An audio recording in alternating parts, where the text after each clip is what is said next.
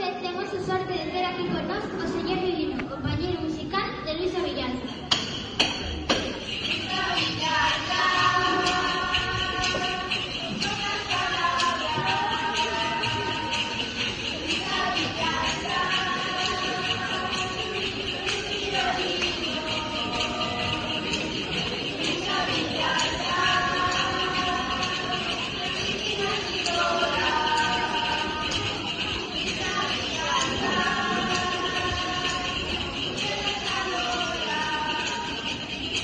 Luisa Villalta, escritora serial, e a fiesta galega que sea norteamérica.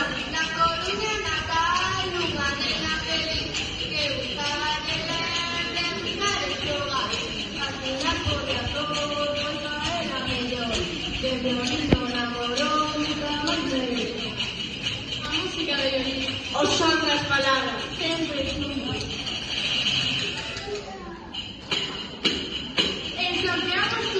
Filosofía das letras, descubrindo os sons na poesía e na escrita.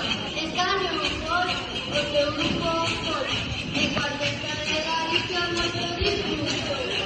A pedata de voz, moita atención, escribindo e creando a imaginación. Poesía, ensayo, teatro, a nosa terra, música.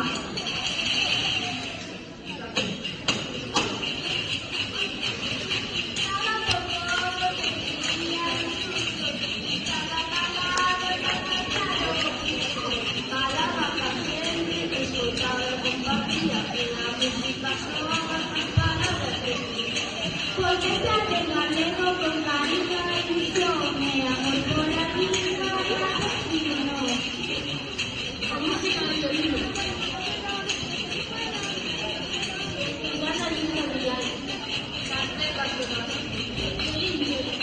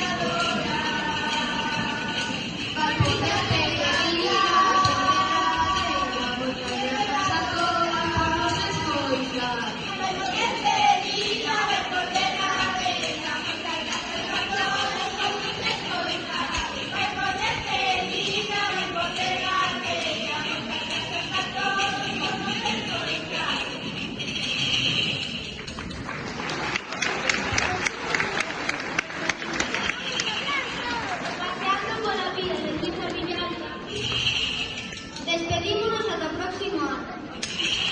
Moitas grazas a todas e a todos. Hasta a próxima.